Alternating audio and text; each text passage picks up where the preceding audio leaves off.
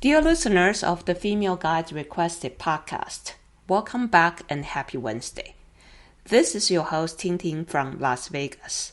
In this podcast, we spotlight the stories of women guides and guides from other underrepresented groups and see how they navigate the complex terrain of mountains and life.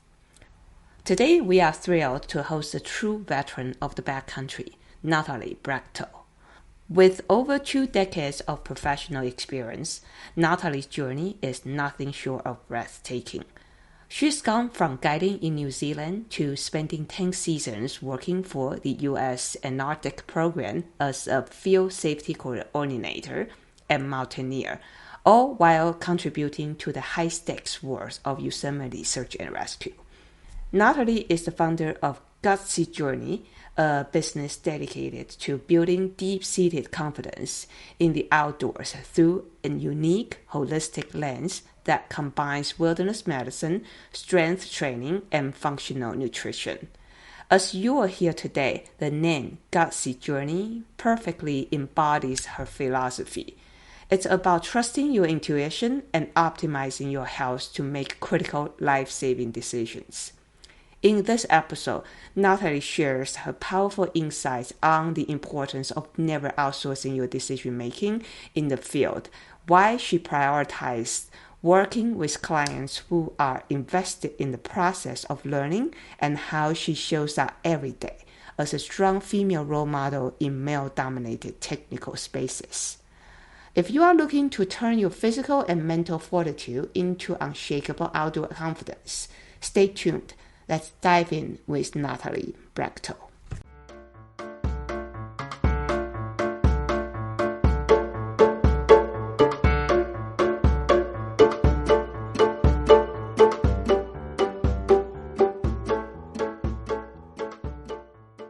Welcome to Female Guides Requested podcast. I'm so happy to have you. Thank you. I'm going to take a shortcut. I'll let you use your words to do a little self-intro about yourself. Yeah. My name's Natalie Brechtel, and I have been in the outdoor sphere for, over 20 years, since 2002, as far as trying to work professionally in some capacity. And at this current moment, after many different forms of guiding and seasonal work and amazing experiences, I run my own business, teaching wilderness medicine and doing strength training and other things to prepare people for getting into the mountains. Wow, 2002. Wow. Wait, now it's 2025, so it has been a very long time. Mm-hmm. And I read that you grew up in San Diego, right? So San Diego, I don't particularly think that's like a mountain town. Yeah, and that's true to an extent. We have Julian Mountains and some other stuff, but I grew up more of a desert explorer. So my family spent, if you go east of San Diego County, you hit Anza State Park, which goes to the border of Mexico, all the way to the border of Palm Springs. And so it's actually the largest California state park that we have.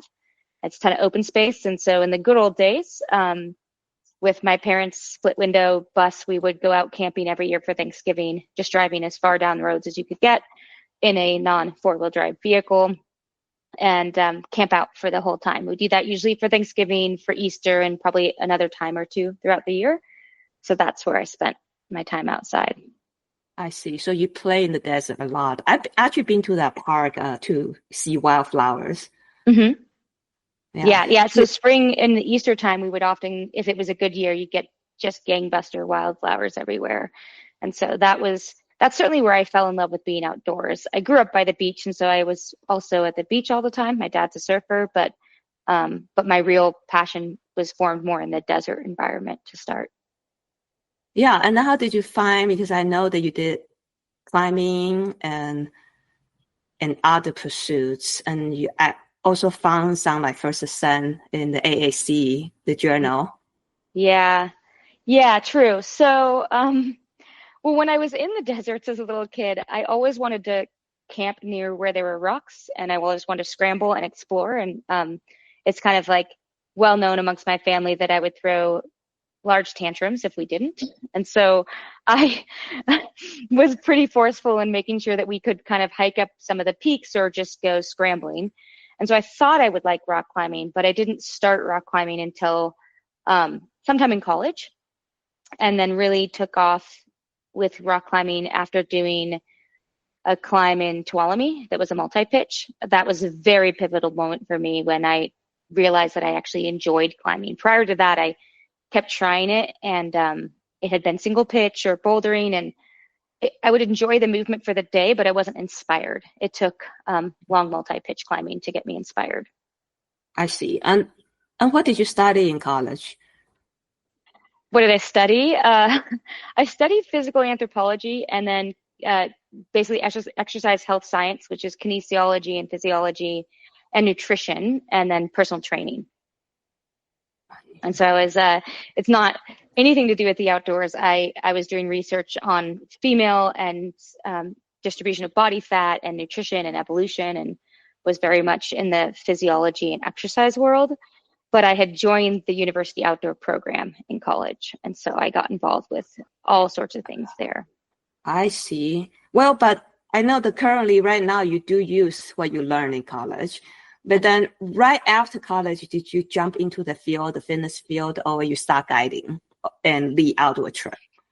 I was still doing both. I actually I ended up running a university outdoor program, and I was doing part-time management. At the time, there was not a full-time position for that job. And then I was personal training.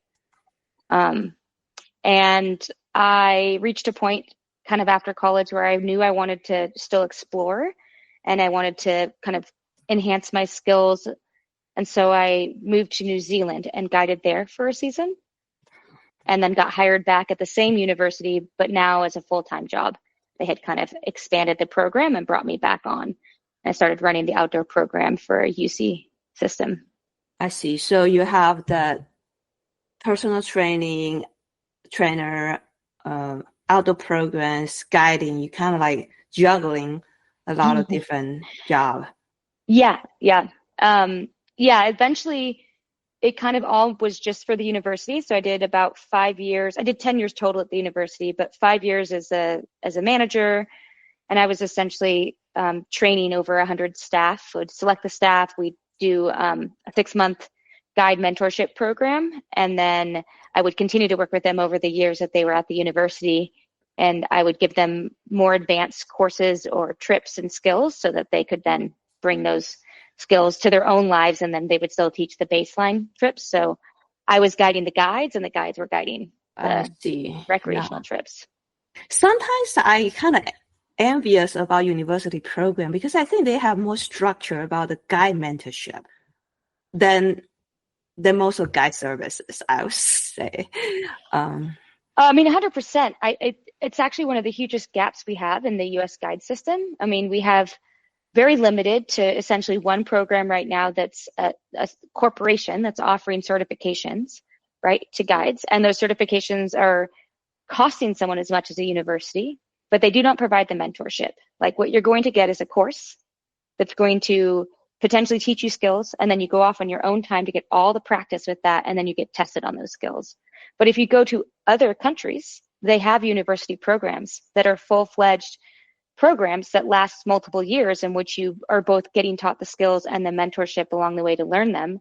And when you're done, you're graduating with what is essentially the certification requirements and now some of the experience to really get out and guide in a more professional career-based setting. And that works in those other countries because being a guide in other countries pays in a way that makes it more of a legitimate career.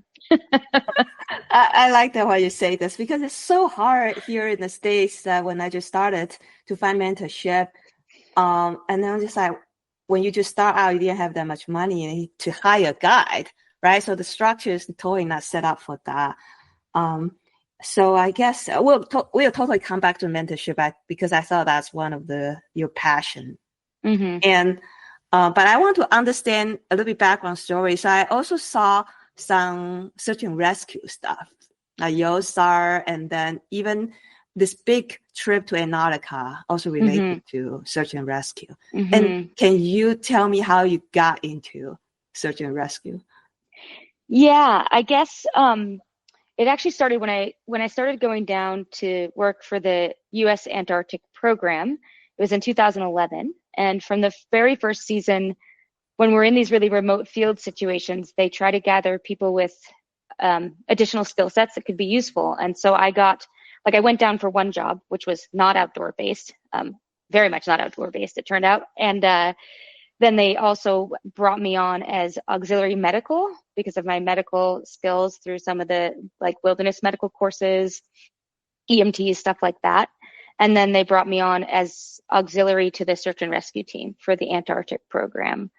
And then within a year, I had already been working National Park Service then when I got back. And so that made me a part of a search and rescue team, but not in Yosemite. And then the following year, I went to work Yosemite Search and Rescue. So I had gotten a few years of search and rescue in different places and then had all the rope skills, which just made it kind of a good fit to go into the Yosemite Search and Rescue, which is a combo of both.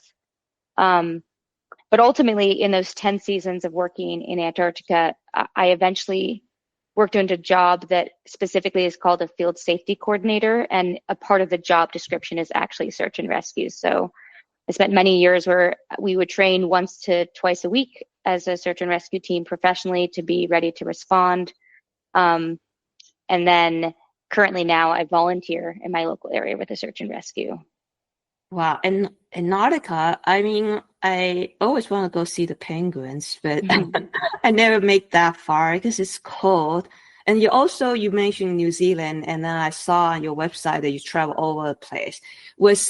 Do you still travel that much internationally, or that was more frequently in the past? I think that, to me, it feels like not enough, but I was in Mexico at the start of, not this past winter, but the winter before to climb and sail. And then in the summer, I went to Squamish, which isn't super international, but is Canada. And then in the fall, I went to Turkey on a climbing trip. Oh, So I was okay. pretty busy this past year in the short little gaps between work stints, getting a little travel in. Wow. So what do you say? Is traveling very important to you? I think in general, and it actually ties into some of the way it feels in the outdoor pursuits. I live in a really outdoor driven town, and I actually can find it exhausting to be around so many people that are so driven in the same direction.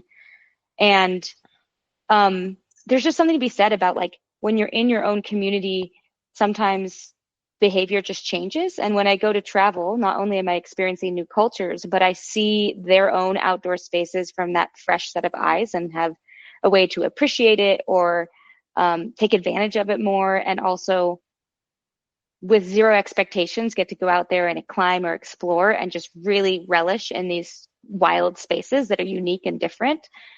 And it's just nice. Like at the end of the day, every time I travel, I love where I've gone to most of the time, but also tend to recognize and appreciate even more that I live in such a special place because I do have great outdoor space year round where I live.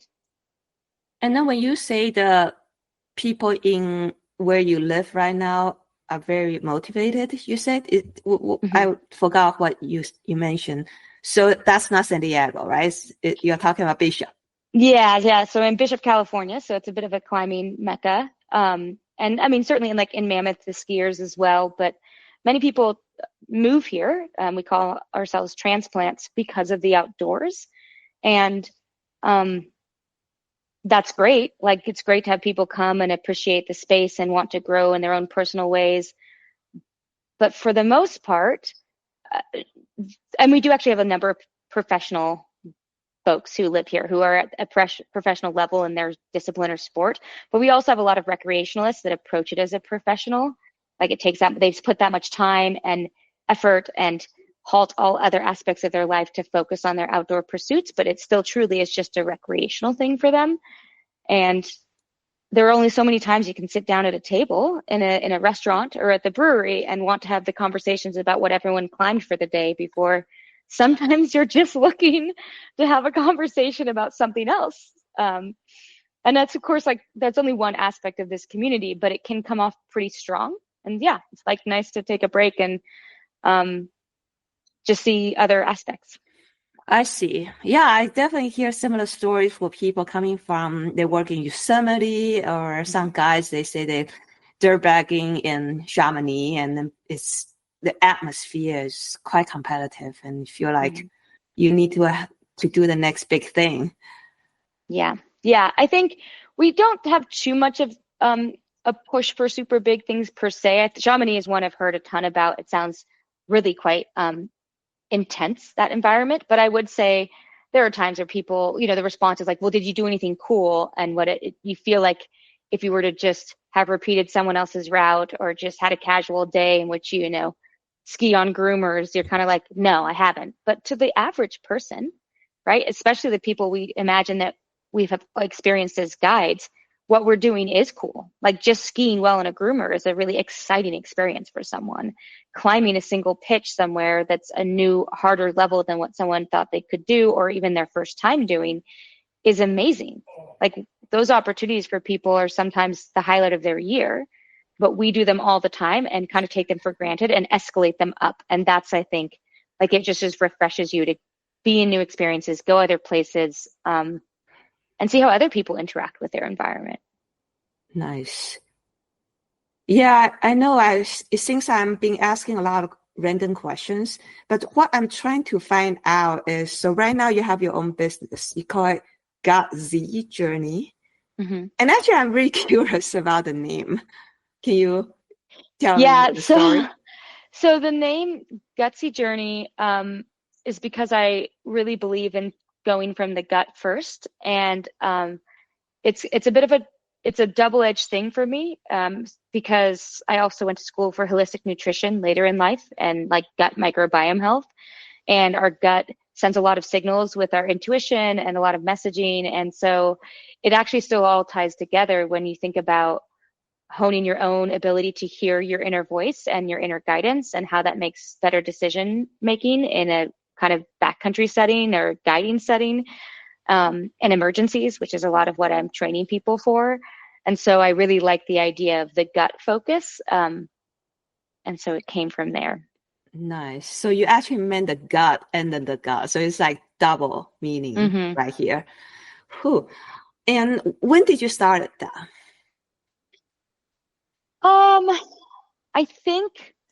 I think I started that business in 2018. I started teaching wilderness medical courses in 2016. And then became my own business. I mean, I'm still teaching WMA's curriculum, but I became my own business hosting my own courses because of people requesting me in 2018. All right. So your first official job, 2002, maybe. Mm-hmm. All right. And then you started your business in 2018. I mean, of course, your business right now, 2025, so it's already 7 years, quite a long time. But what exactly happened during 2002 to 2018? Right? I'm trying to figure out the pivotal moments. I know it probably is accumulation of things.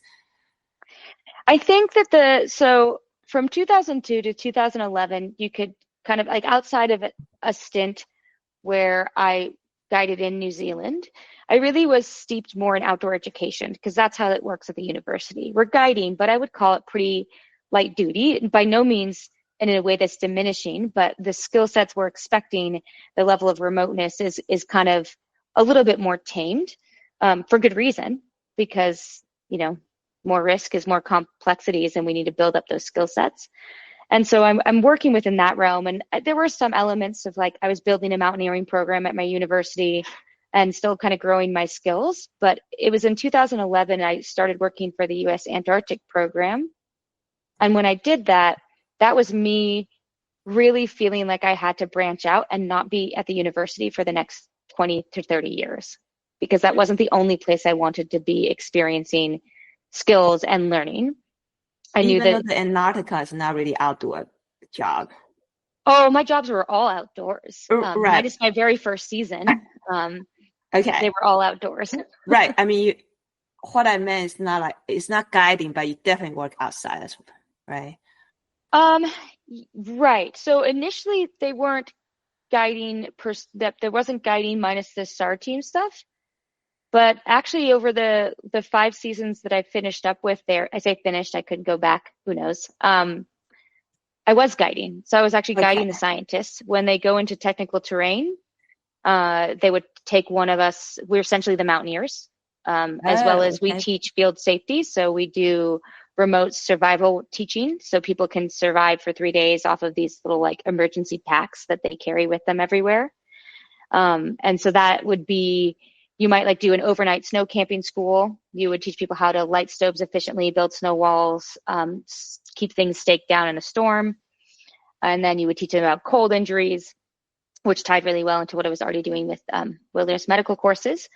And then, yeah, if the scientists needed to get on a glacier, then we would guide them.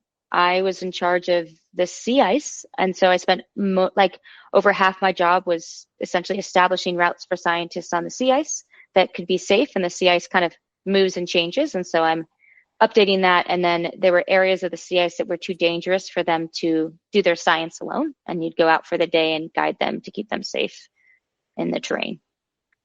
I see. And you mentioned that 5 years, 5 seasons. Is it 5 years? Yeah, so that was, I've done 10 seasons down there, and 5 of them have been in that specific role, which is called a mountaineer. Wow. Ah, I see. It's kind of confusing because the terminology for that job was called mountaineer, and then they realized that we had to educate, and we still were supposed to be the SAR team, and they realized that a mountaineer didn't actually have all those skill sets, and so they changed the title to be this like field safety coordinator as its own unique position. Okay. Because this job, you figure that you want to move away from university. Mm-hmm. And then, but you also decide not to keep going back, even though you could. To Antarctica? Yes. I haven't gone back because I've done 10 seasons, and there were jobs my first season that I would have never imagined me being able to do, including being able to become a mountaineer, which, I mean, I think there had been a few female mountaineers, but it's pretty much all male dominated. And these, are the big strapping mountain men that do their trips up Everest and go up Denali. And I could kind of look at that as someone who guides and be like, oh, that looks amazing. I don't know what it would take for me to be qualified for that. And then over the years, eventually I was getting those jobs, and then I was getting like specializations within those jobs on the sea ice. And then I was getting on like the South Pole Traverse team, which was a bucket list job. And so I don't want to keep going back, because after 10 years in that one space, I've gotten to see a lot of the continent, and there will always be more, but there also is a whole other world. Like if I were choosing to leave for a third to a half of my year every year and abandon everything that happens at home, because that's what happens. You like just sign off and you have to disappear. There are a lot of other places I could go do that to have new experiences again after 10 seasons. Yeah, 10 seasons. This sounds very long. Yeah. Mm-hmm. Then things must overlap then, because you're not the whole year in Antarctica, right? Part of the year you're in Antarctica when you were working there. Yeah, I mean, I did spend 14 months straight, and I've been down there for 6+ months a number of times. But most of the time, I would be down there for and have enough time to have a seasonal job on the other end, which is how I was able to always grow my skills still in the outdoors. As I was working down there, and then I worked for the National Park Service as a ranger, and then I worked for Yosemite Search and Rescue, and then eventually it was like I was guiding for alpine ascents, so I was starting to do guiding up in the Cascades. And so each time I could pivot between my one job down there into building other skills when I was back in the States for my summertime. And then you were also teaching wilderness medicine. Yeah. Gee, how did you find this much time? Did you even have rest? Well, the wilderness medicine didn't start till 2016. And it was actually, that was also a very conscious choice. I decided to start teaching those classes when I had stayed in Antarctica for 14 months straight. And so I had been down there for over a year and never left. And I was trying to think about what I could do back in the US that would still feel fulfilling, and kind of also to take a break from being down there. Because to be honest, I liked it so much. I was like, I'll just keep doing this. And some, like the self-preservation, like that gut part of my intuition was like, Natalie, you need like other things. This is not the only thing you're going to do for the rest of your life. Grow your skills. And so I decided that wilderness medicine was something a mentor of mine had been asking if I'd want to do. And I realized I really, really like teaching. I like the human body. And so I like medicine and the human body. And it's with people who like to be outside, and it's empowering them and keeping them safer, which is something I feel pretty strongly about after my years with search and rescue. And so it really aligned those things. And I just figured that I would teach occasionally as a side job. Like it was just meant to be something that filled in the cracks between the summer and winter work. Then when did it all come together to form this business? I think that once I started teaching, it was really more rewarding than I expected. It was also more work than I expected. To become really good at teaching, takes a lot of effort and humility to recognize when you're not doing the best and your students aren't getting everything they could out of it. And so I kind of went all in to progress as an instructor and started teaching 1 or 2 courses a month just to work through the process. And then in that, with my connections to the outdoor industry, there were already people asking if I could bring a course to them, which allowed me kind of that first transition of, sure, that's like a little bit more of now I'm creating my own work, which is kind of its own side business. And then from there, it kept growing as far as the people who would take a course and then request or ask if I could then come to their university or come to their search and rescue team.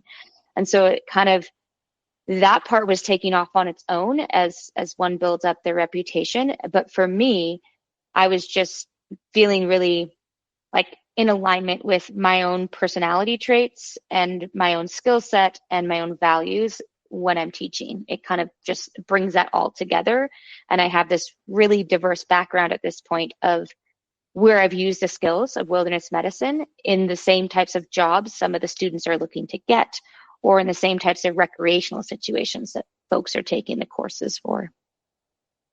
And I'm happy that you said that teaching is not easy. Because that's what I'm trying to tell people. And then that's what I think the AMGA should focus a little bit more on, teaching people how to teach. Because as a guy, it's not like you have to teach stuff, for sure.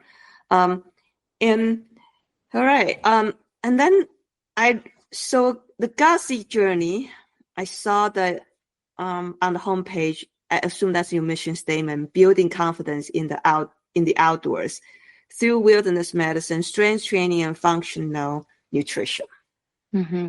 All right. And I totally agree. Confidence is very important.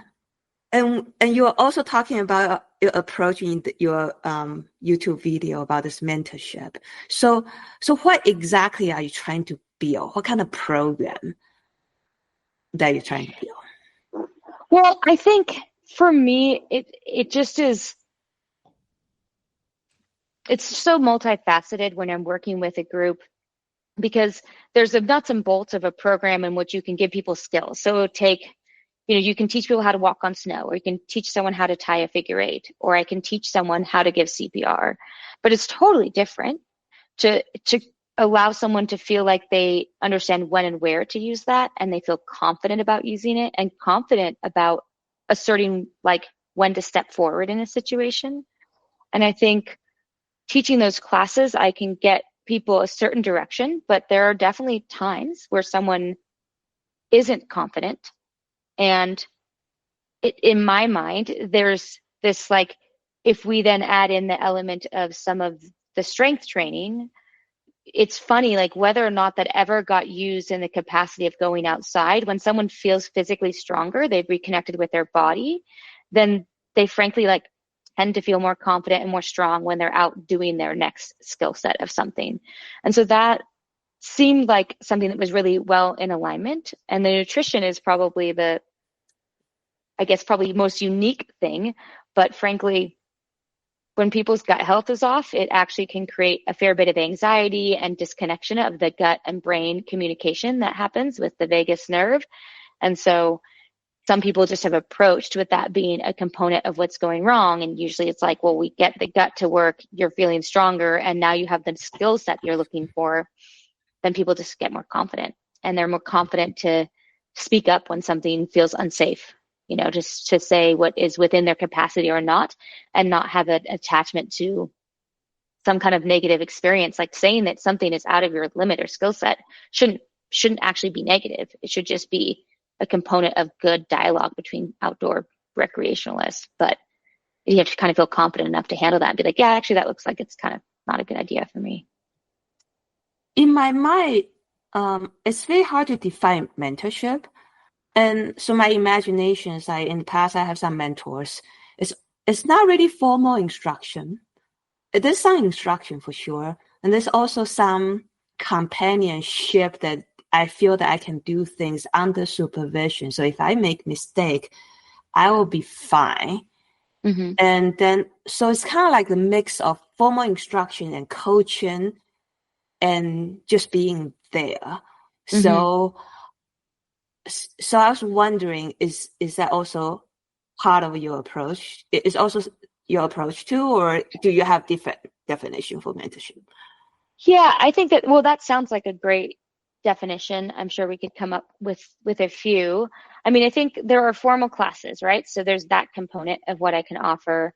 And there is like situations in which people have brought me on to give specific feedback in the moments, and that has been in classes or in like one-on-one settings.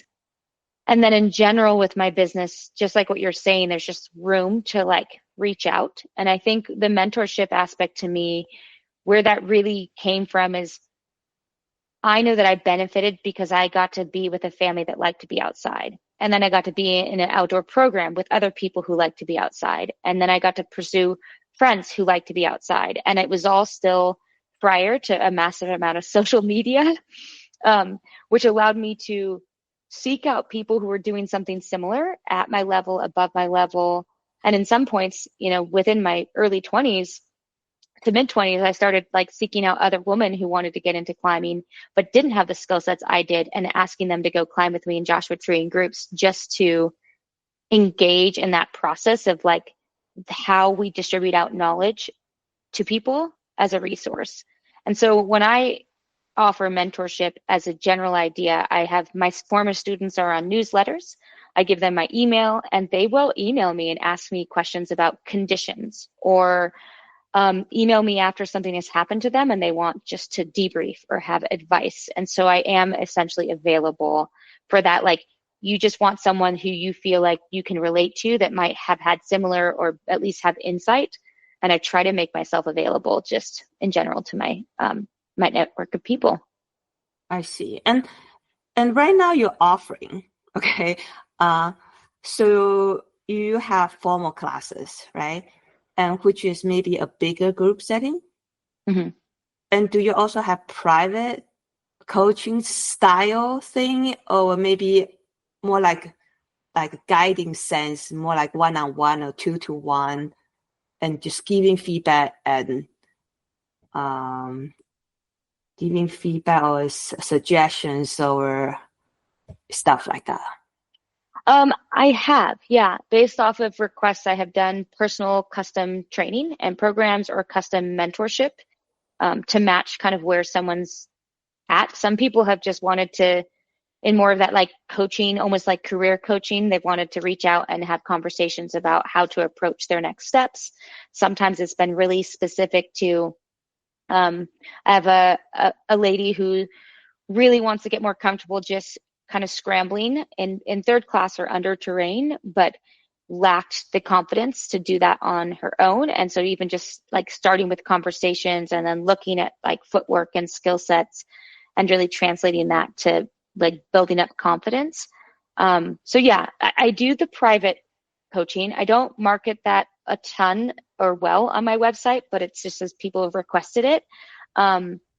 What I haven't done that has been a request is I haven't created a central hub for the different people who contacted me to get in touch with each other, which is, it's partially just like a time and a management thing for me. But as each of these individuals is looking for mentorship, they're also looking for someone who maybe is somewhere in that same level that could go out with them and have that practice to go outside and speak those same languages about how they want to approach some of their trips or their styles of being outdoors. And it is very hard to network people and want to manage an entire system like that. Right. So it will be more like a cohort.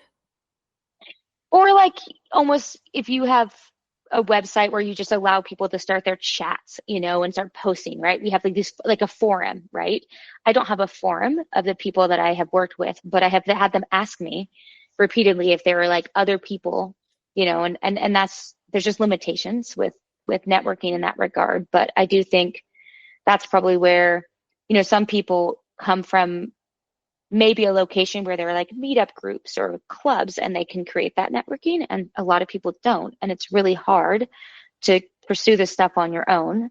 And that's part of how I become involved, is I'm trying to at least create a little bit of a stopgap so that they aren't trapped trying to learn their skills in a vacuum on their own without anyone to check in about the, like, just with other perspectives than what they're finding online.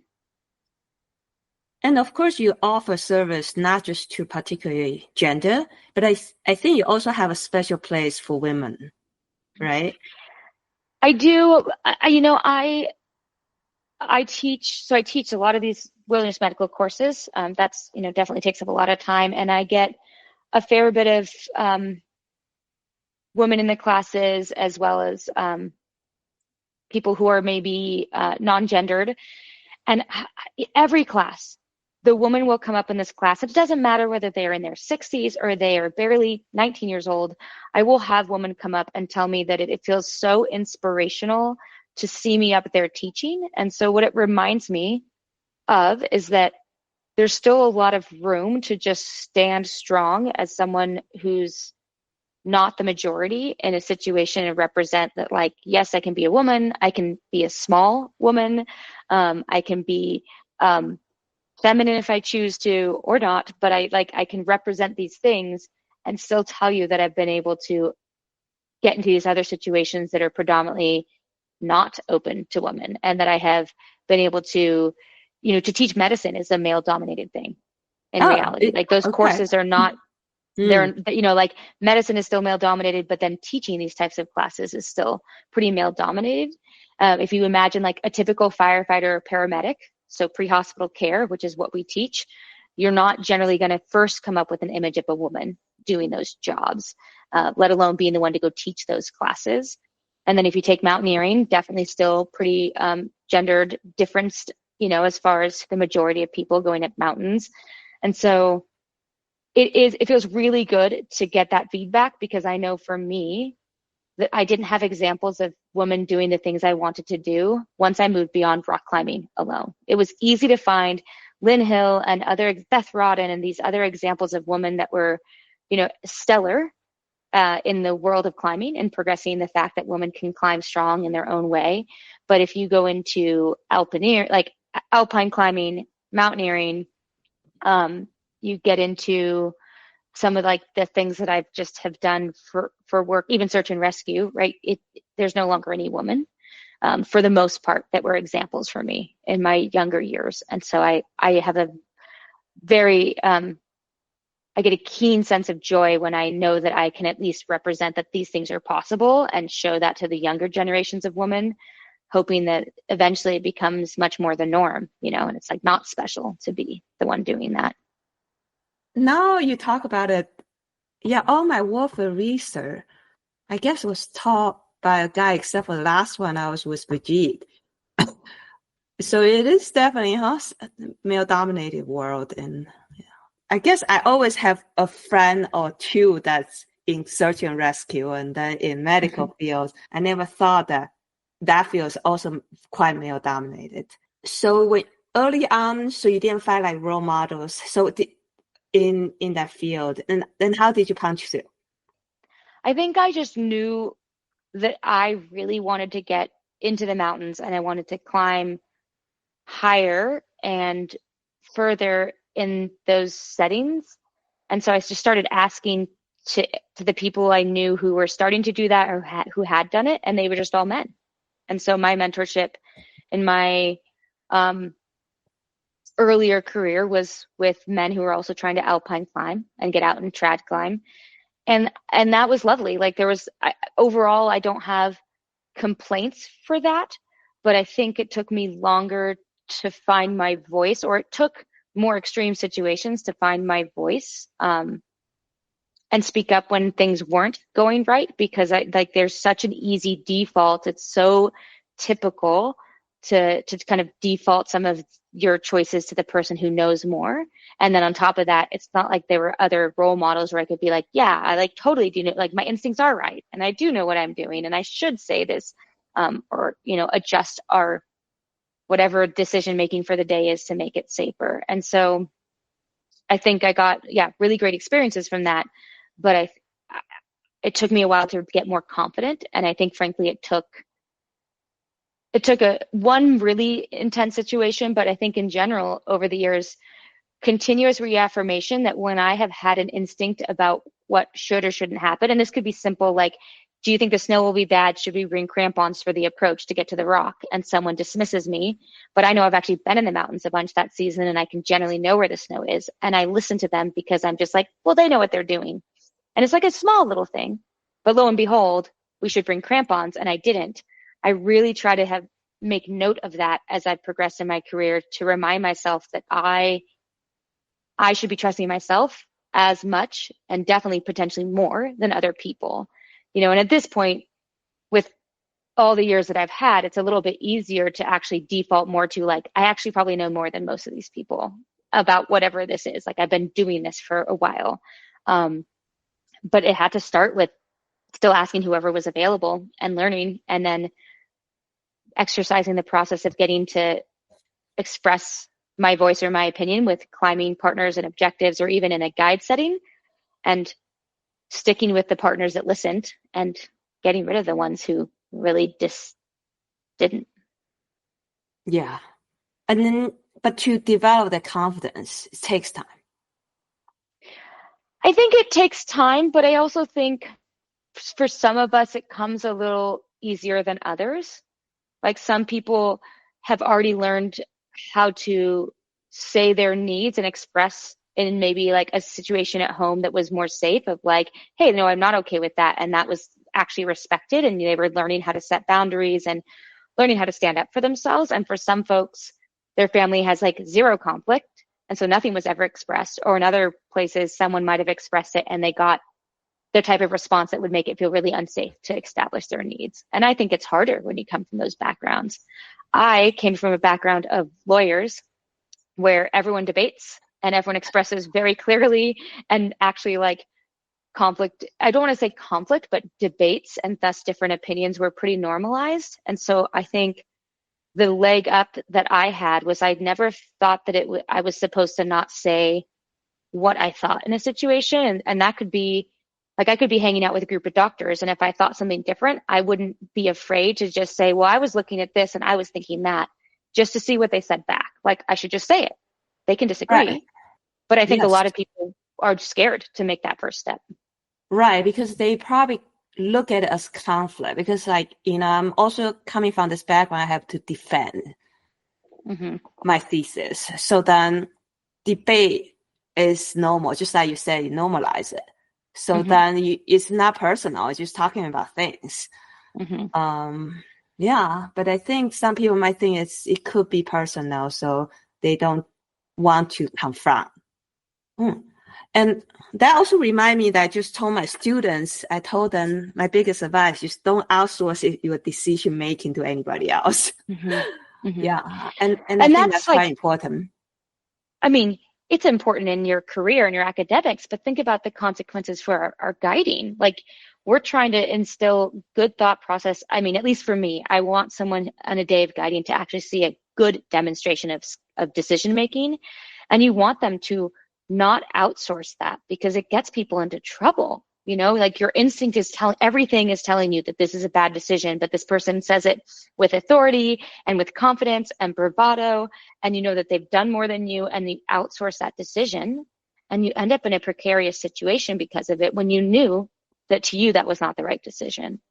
And so the consequences of being outside, which is probably part of why I love being outside, is that I think it makes some things a lot more black and white clear than like normal society, where like the consequences of being pushed off your career path is like subtle and gray and takes years to play out. But in the outdoors, it can be like very stark. If you are pushed into decisions that you don't feel are right for you and you're pushed beyond your capacity, the consequences can be a terrible accident. And it doesn't take years to see what came from that.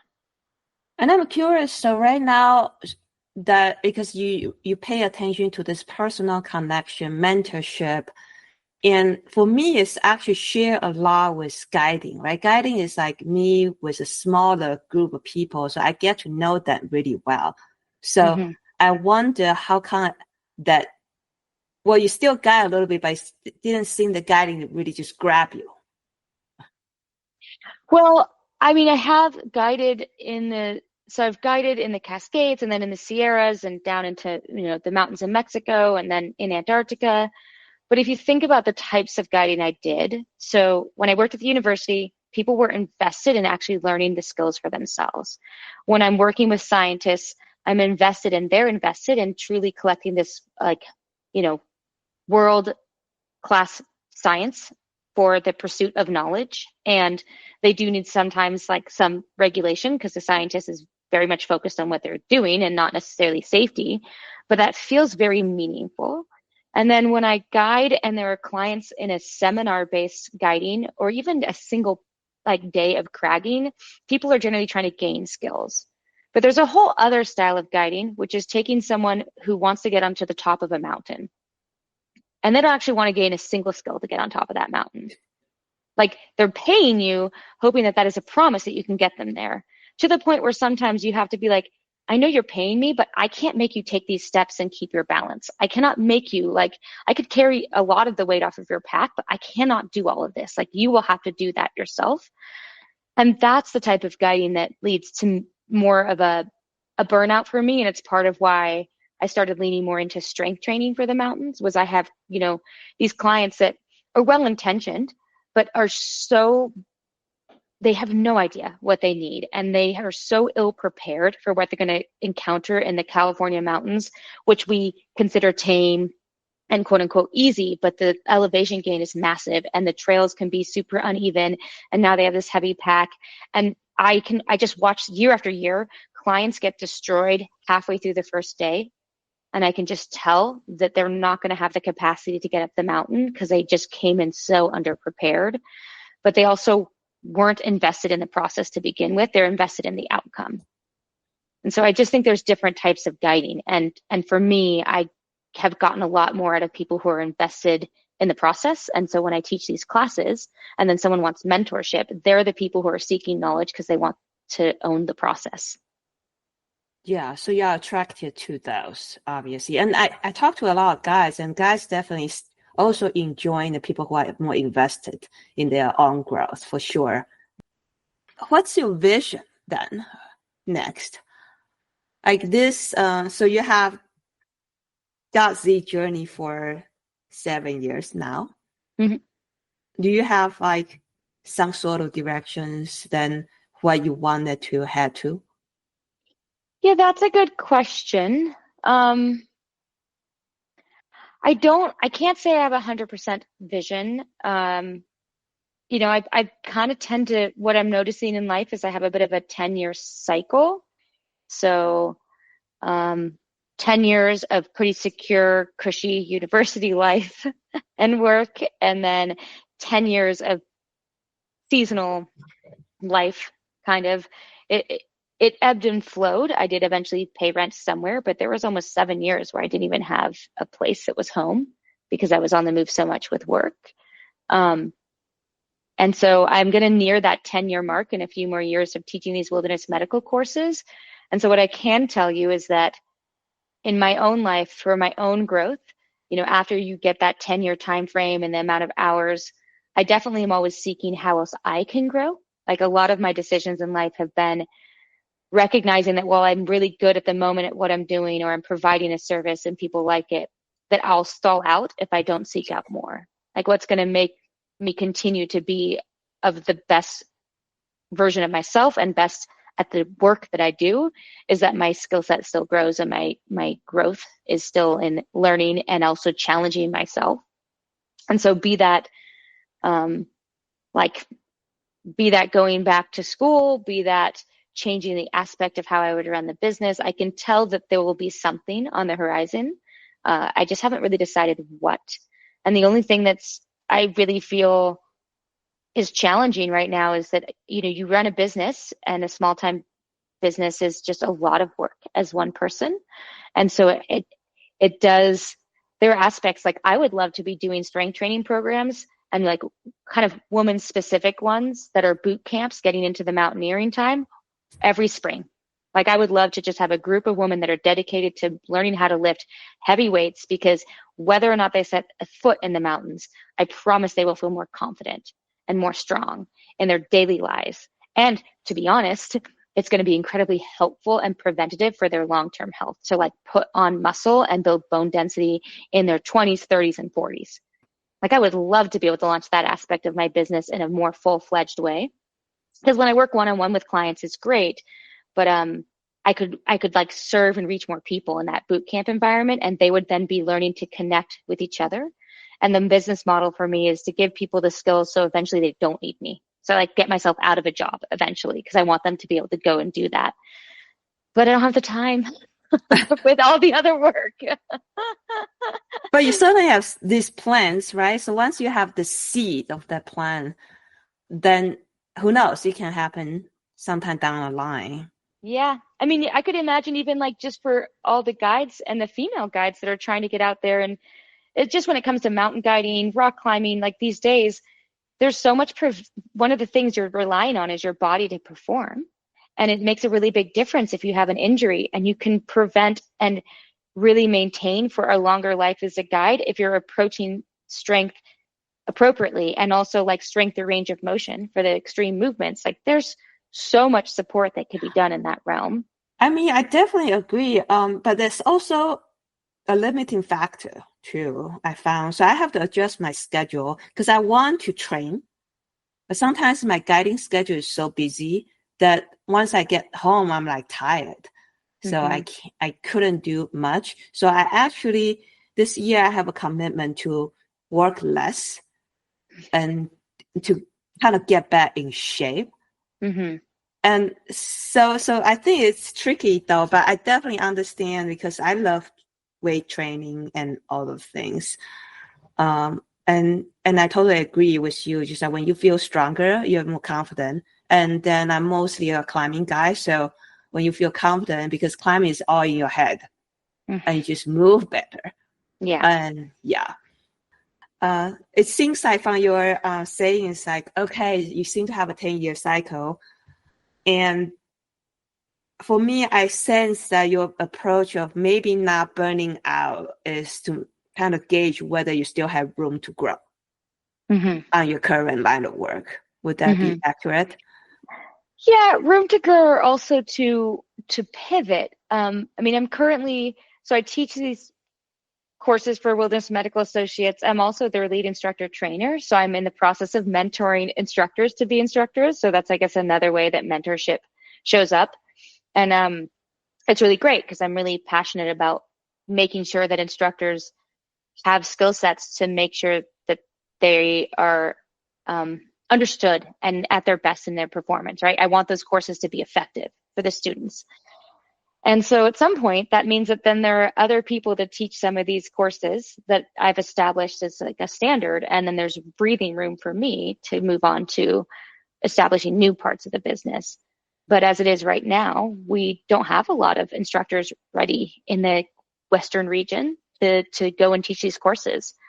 And so I actually will max out on the amount of hours I can put into teaching and keeping my voice literally intact, as well as just the ability to like do it in a way that's passionate and authentic.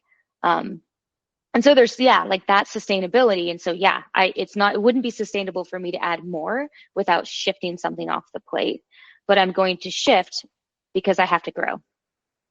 Like if I've mastered this, then there's something new has to be taken on. Have you ever at any point feeling burned out then? Yes. In and out throughout my career, and even in small ways. Like I laugh, something that I think is great for people to keep in mind is like the moment that you recognize that you leave a door open or forget your wallet at the cashier at at a restaurant or getting groceries or can't find your keys, unless you are just always forgetful, for me, that's already like the early sign that I've lacked the attention for daily life. And I'm probably getting a little overwhelmed because I'm thinking about five things at once and doing none of them well, rather than just completing one process. And so there will be times in the middle of my teaching, like this month where I teach 5 courses, and I'm driving around California to do that, that I have to really pay attention to if that starts to creep in, because it's the precursor to the burnout. And then there are times when it's like, great, there's more to be done, but it will not happen tonight. And it will not happen in that decompression time because I have to take that time to slow down and shut the brain off and not do more. And then there are times when you just can't. Like you can be on that verge of burnout, but you're in, be it with guiding, and the super long days that can happen there, or just like back-to-back work, or be it in the middle of a teaching stint, right? Like one thing I'd say guides probably have quite a skill set in is frankly like working really hard and persevering for very long hours. Like I laugh at people when they struggle with just a 40-hour work week and they have to focus for 40 hours when you're like, well, try 16 hours straight on a mountain with someone attached to you on a rope. And if they fall, they pull you off. And so you have to constantly manage how you're moving at an angle to keep both of you safe while watching them do a terrible job of moving and trying to be positive and give them feedback and then maintaining their energy all day long while also making sure you maintain your own. And that's your 16-hour day. Like, I don't know. I think that guides have a lot more energy, so we probably push way past what we should, and it's easy to get close to that burnout. Right. And I like you mentioned about the early signs of burnout. Remind me of could be early sign of Alzheimer's. Oh, where did I park my car? Yeah, totally. But it happens. I think I have good thoughts about that, like with deprivation because of some of the isolation of winter in Antarctica and even isolation during COVID in hotels where that lack of stimulation does, like I stopped recalling words and stopped being able to focus. And so I've experienced some pretty big extremes in my life for what some of these effects are by just being put into situations that yeah, are just a little bit atypical and extreme as far as exposure. Oh, I didn't realize. So yeah, isolation in Antarctica. Didn't you at least interact with your coworker and the scientist? Well, so yeah, during winter we get this like winter brain where because it's only the same 120 people for 7 months, and there's also no light, and we have lack of vitamins, people like actually stop forming full sentences and finding certain words, like they can't recall things. And it looks a lot like Alzheimer's in early onset. And it is just like this lack of brain function. And some are worse than others. And I supplemented with vitamin D and had like a morning light that would wake up with my alarm. And I did better than some. But what I found is that I've seen that type of thing come out when then you are in true deprivation, which as far as interactions and during COVID, like some of people were doing that in their homes for really long periods of time. But I had to get to Antarctica, we had to isolate in hotel rooms for 2 weeks straight, completely by ourselves. And then I spent almost basically up to a month in a hotel with very limited, like all of us who had isolated were allowed to then interact on certain hours after 2 weeks with each other at meals. But the rest of the time you're in the same room, same space. You can't go outside. You can't interact. And so, yeah, it's actually very pretty extreme for deprivation. And most of us who had wintered found that after about a month again of that environment, we felt like we had been through a winter again. We like couldn't think very clearly and couldn't recall words. It was very interesting. Wow. It sounds like really tough. And then you work for 10 seasons. Mm-hmm. And what's the draw then? Yeah. Well, thankfully not all of them had that same level of isolation that happened after the pandemic. But the first season I just thought I'd be what's called a one and done. But I was I actually had a really terrible season. And so I went back on season 2 because my season was so bad, and it was bad for specifically like sexual harassment and issues on ice. And I felt like if I didn't go back, I would have let those people who made me so uncomfortable win. So I kind of went back out of stubbornness. And then I had a very different season, and it was really good. And I got to see such amazing things at this other station that I just kind of was like, and I had already clicked back into seasonal work, so it fit into the schedule, and it became very addictive. And initially it became about the community and friends and the chance to see a few new, like see penguins of different species or get to see a new part of the continent. And eventually it became about the work and the quality of the work and the way that the work challenged me, challenged my risk management. It challenged my physical skill set. It just felt very like mind and body. And it was so exceptional that I got to see even more remote and interesting places and such unique experiences. I mean, you're on a continent that most people will never get to see, and you're seeing parts of it that aren't open to the public for tourism, pretty much. And so you're just, it feels like you get to be so one of a kind in what you're experiencing, that is really hard to give up. It's very addictive. I like your attitude that going back because I don't want those people to win. And I'm glad that you have a very good second season there. Yeah. I kind of can see that. Then that's why I asked you about your, like, whether you experience burnout, because it seems like your personality could potentially, I mean, I don't want to make any judgment, but I kind of see that the potential that you would like work yourself so hard. It's almost like one sees me as a little bit driven and type A, which is true for sure. And I think, I think that like when one really wants to pursue challenges just for their own growth, then there is no endpoint to that. Like there's always room to grow. And so probably one of the things I've had to try to learn more about and lean into, and it was brought up after my 10th season, was when do you decide to celebrate what you've already gained without immediately thinking about the next thing? You mean pause and celebrate? Yeah, because I wasn't doing that. Yeah. Okay. Yeah. And that's Right. part of like being able to, instead of just continuously being like, well, I have to do more and I have to see more and there could be something else I'd get out of it, taking the pause to be like, I've done 10 seasons and I've just worked my dream job. And before that was my other dream job. And before that was my other dream job. And I did them well and I got great reviews. And that's worth noting. And Of course. there doesn't have to be more, like I could just celebrate that. And I think that's a good attitude too. And I don't know, I don't want to overgeneralize, but I think a lot of women should remind themselves that we always just like, we could do more and then we can endure more, but we have done so much, we need to celebrate first. Yeah. And I think that's 100%, struggling to just like, maybe because there's more comparison or we feel some expectations that like we have to be better or more perfect at something to get the credit.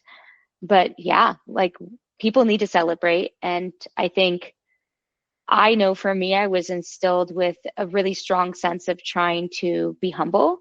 And I found that balance to be hard.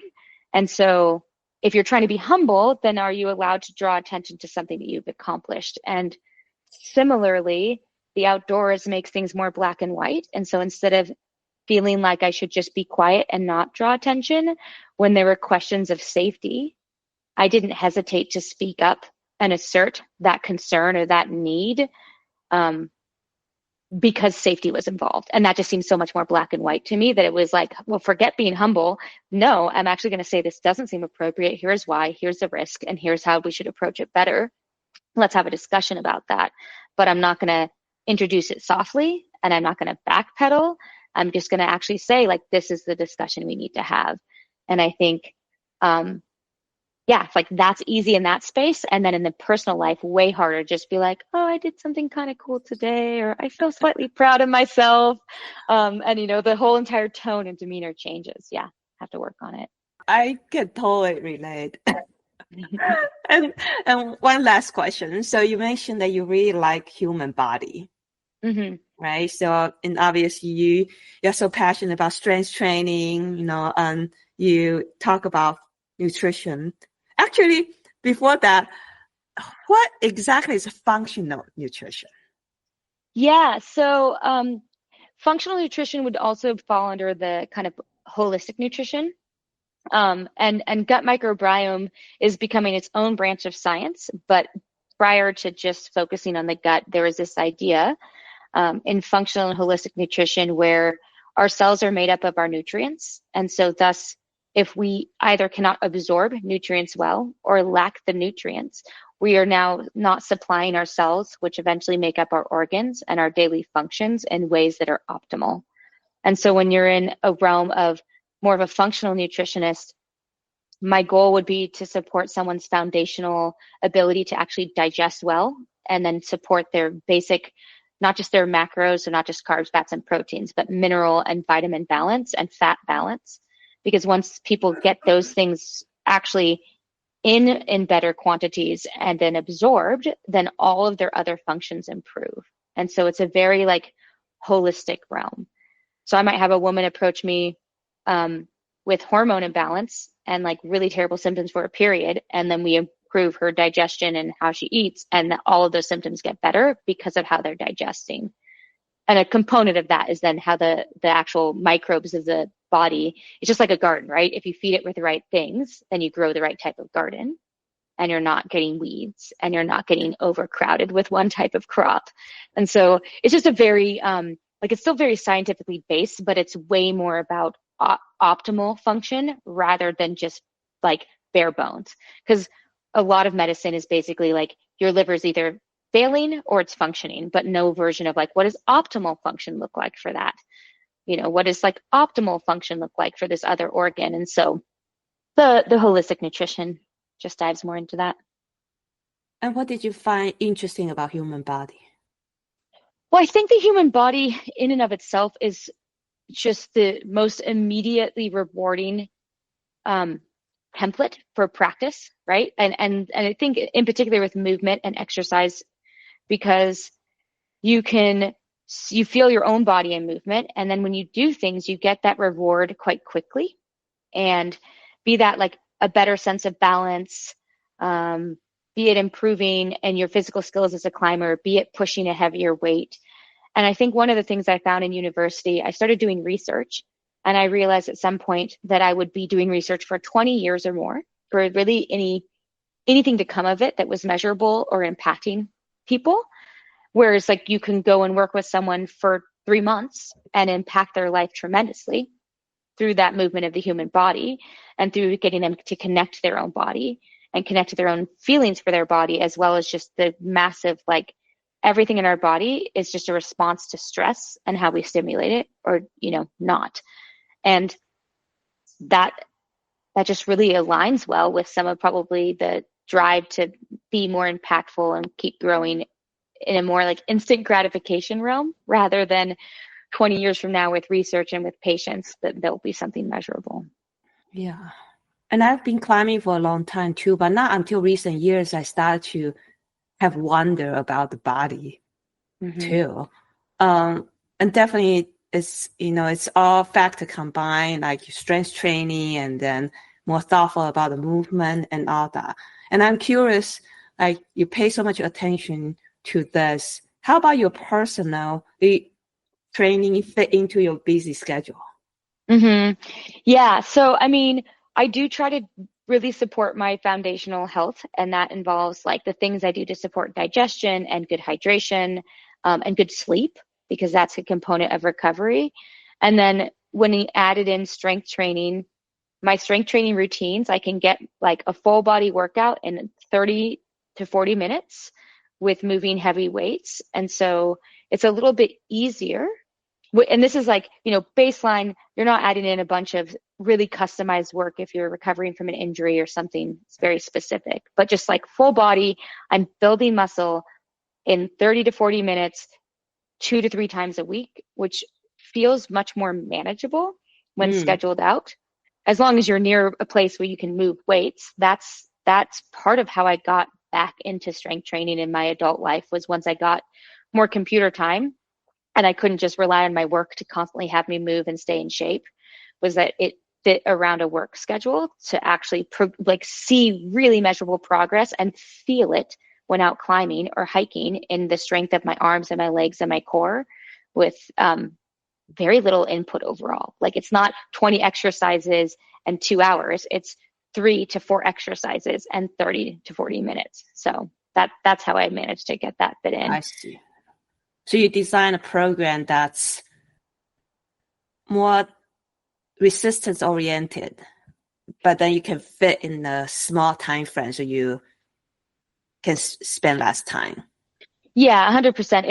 It's all, that's just strength training, you know. Right. So I could layer in there a mix of, like, on other days I might take a walk or a run, but that is strength training, which, as far as like prevention of injuries and long-term health and longevity, of course we want to support some amount of cardio in the heart, but like women in particular do not, like, we've been mostly fed this idea that we should be really skinny, and, you know, that's what fitness looks like. And we're actually setting ourselves up to have like less bone density and be more osteoporotic, to not be able to build muscle mass as readily as we get older, and especially after like hormone changes with menopause. And we miss that window because in our young years, we're trying to look really svelte and skinny, and we're not trying to build the muscle that's actually going to like keep our long-term health and keep our long-term like mobility for these outdoor activities we want to do. Right. And nowadays, I don't know, being skinny, is there any benefit? I mean, I think being healthy, right, is the term, Right. and like that does change for different people. And I think a component of that is like, I'm eating well and I feel like my gut is happy, because then my brain is actually getting great signals and it's happy, and I feel like I'm strong enough to move for the types of activities I want to do. And then the byproduct of that is probably that your body will look good to you and others, and you're gonna, you know, like, that's always helpful, on top of just feeling like your body matches you, which brings confidence. Nice. I like that. And it's definitely like a holistic approach, right? So you're healthy, you look strong, you feel better, you perform well, Yeah, and you just have then a the happy feedback. life. Yeah, and then you're happy, and then you want to keep doing it, and you Yeah. keep doing it for a long time, and then like those people are, yeah, it's a positive feedback, Nice. for sure. Yeah. Cool. Thank you so much for sharing your stories. Who knows? Maybe, you know, if you have a spring women strength boot camp, I might participate. Yeah, we'll see if I can launch it for next year with that extra time I carve out. Then I'll let you know. But it would be fun. It's very fun to just like get things to click into place, so that people feel like they can own their own health, and it isn't gonna take them forever, you know. Definitely.